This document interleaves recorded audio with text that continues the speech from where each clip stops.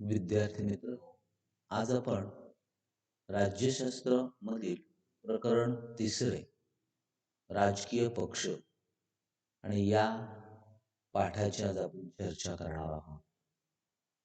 मागील पाठात आपण संविधानाची वाटचाल आणि दुसरं प्रकरण निवडणूक प्रक्रिया आणि या निवडणूक प्रक्रियेचं स्वरूप समजून घेतलेलं आहे.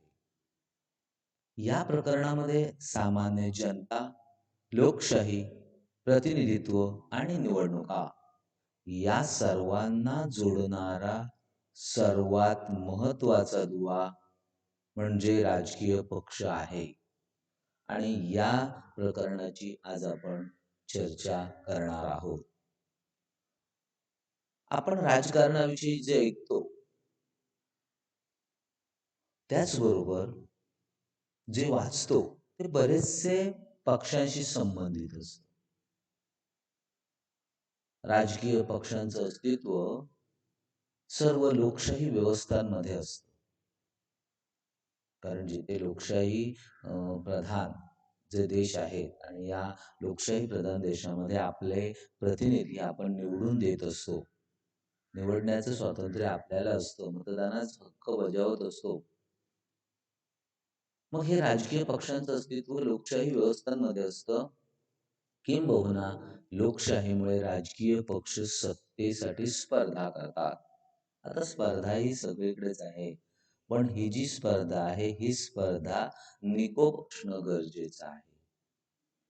प्रस्तुत पाठात आपण भारतातल्या राजकीय पक्ष पद्धतीची ओळख करून घेणार आहोत.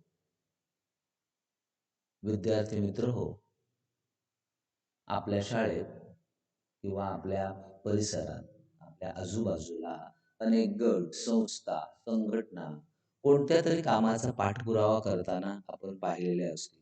म्हणजेच शाळा असेल तर शाळांमध्ये संस्था असतात आणि या संस्था कामाचा पाठपुरावा करताना आपण पाहिलेले आहेत. तसेच काही संघटना असतात. तर सार्वजनिक प्रश्न सोडवण्यासाठी एखादी संघटना ही पुढाकार घेते. विविध चळवळींच्या आंदोलनाविषयी तुम्ही वाचता. जे आता चळवळींचा जर आपण उल्लेख केला तर कामगार चळवळ आहे, शेतकरी चळवळ आहे, पर्यावरण विरोधी पर्यावरण विषयक चळवळ आहे, हुंडा विरोधी चळवळ आहे. अशा खूप चळवळी आज समाजामध्ये कार्य करताना आपल्याला दिसतायत. याचाच अर्थ असा आहे की समाजात ज्या प्रकारे गट, संस्था, चळवळी या सक्रिय असतात, त्याचप्रमाणे राजकीय पक्षही निवडणुका लढवण्यात पुढाकार घेतात. म्हणजे इथे आपण ज्या पद्धतीने गट बघितले, संस्था बघितल्या, चळवळी म्हणजे जसं कार्य करतात त्याच पद्धतीने राजकीय पक्ष सुद्धा कार्य करत असतात. तर समाजामध्ये अन्य संस्था, संघटना व राजकीय पक्ष यांच्यात फरक. म्हणजेच संस्था, संघटना एका बाजूला राहिल्या आणि राजकीय पक्ष यांच्यामध्ये फरक आहे. कारण राजकीय पक्ष हे सुद्धा सामाजिक संघटनाच असतात, परंतु त्यांची उद्दिष्टे आणि त्यांची कार्यपद्धती वेगळी असते. म्हणजे संस्थांची कार्यपद्धती आणि राजकीय पक्षांची कार्यपद्धती यामध्ये फरक आहे, जरा समजून घ्या.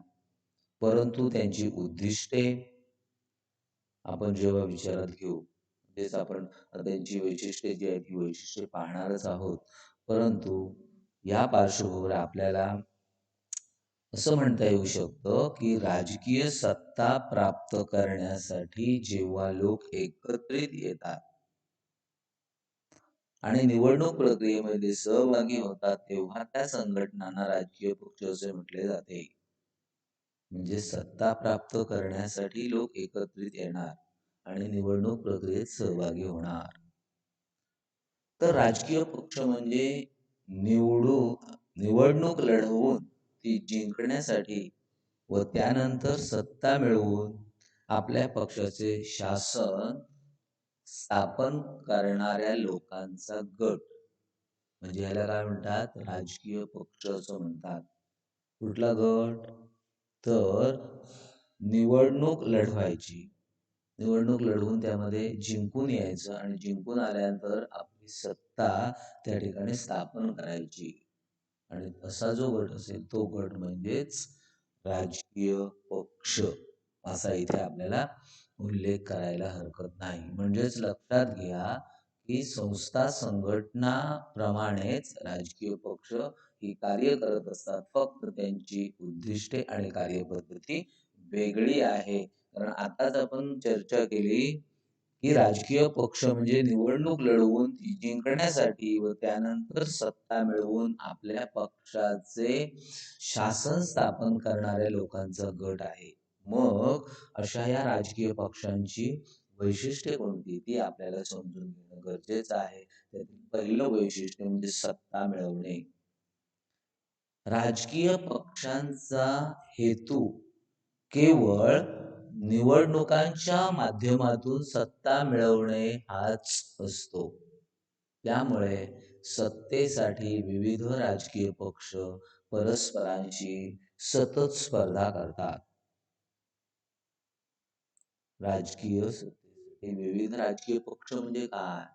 तर भारताचा आपण विचार जेव्हा करू ना, तेव्हा भारतामध्ये बहुपक्ष पद्धती आहे.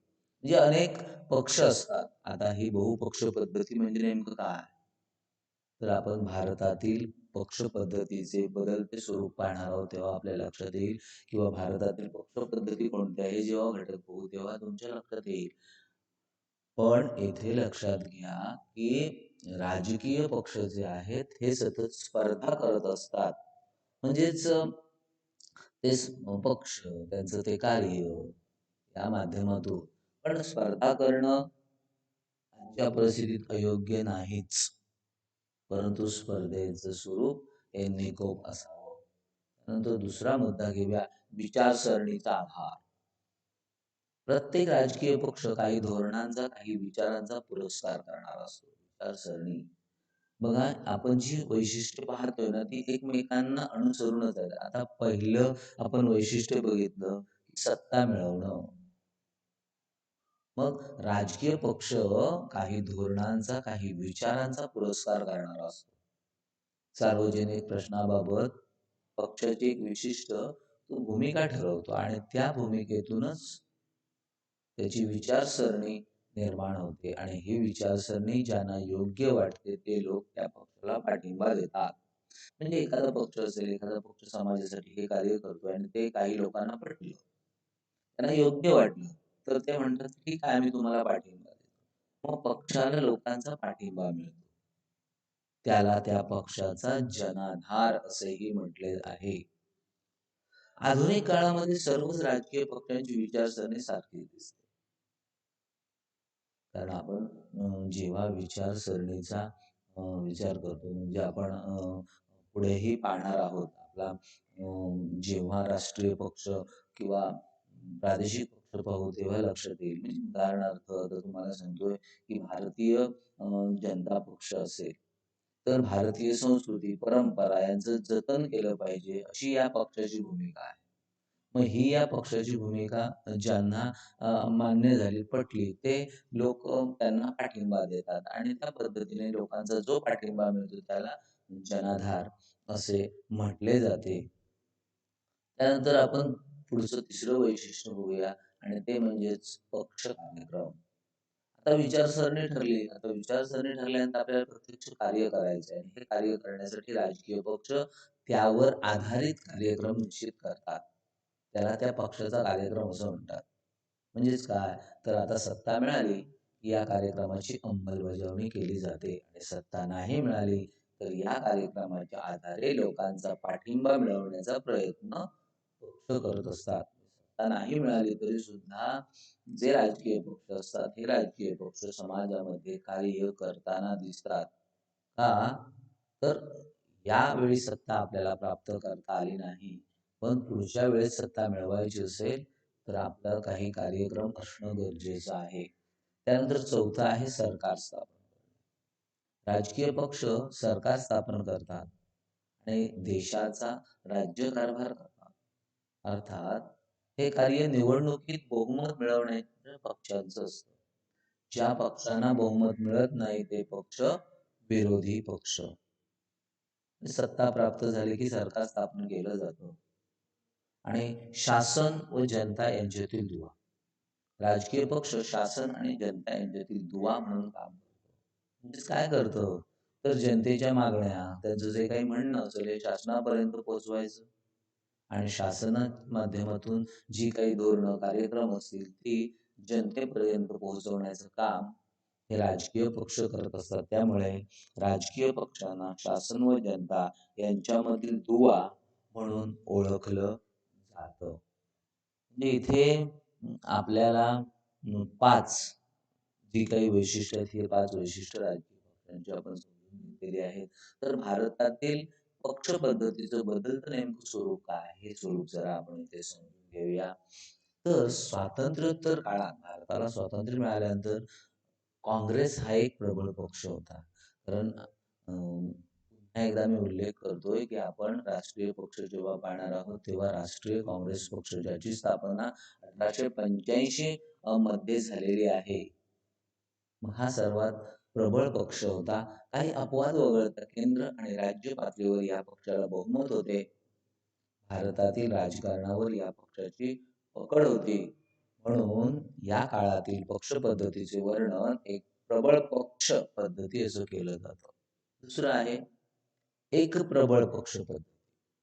1977 मध्ये एक प्रबळ पक्ष पद्धतीला आव्हान दिलं गेलं आणि हे आव्हान काँग्रेसेतर पक्षाने म्हणजे काँग्रेस शिवाय इतर जे पक्ष होतं त्यांनी एकत्रित येऊन हे दिलेलं होतं. 1989च्या लोकसभा निवडणुकानंतर राजकारणात एकाच पक्षाचं अस्तित्व असणे ही बाब संपुष्टात आली आणि त्यानंतरच्या काळात अनेक पक्षांनी एकत्र येऊन आघाडीचं शासन स्थापन करण्यास सुरुवात केली. आघाडी सरकार स्थापन करण्याचे प्रयोग भारतीय जनता पक्ष व काँग्रेस या दोन्ही पक्षांनी केलेले आहेत. आघाडी शासनातून अस्थिरता निर्माण होते हा समज आपल्या देशातील पक्ष पद्धतीने खोटा ठरवला. आता इथे लक्षात घ्या, सुरुवातीला एक प्रबळ पक्ष होता आणि तो सत्तेवर यायचा. पण याला कलाटणी देण्याचं काम 1977 ला झालेलं होतं.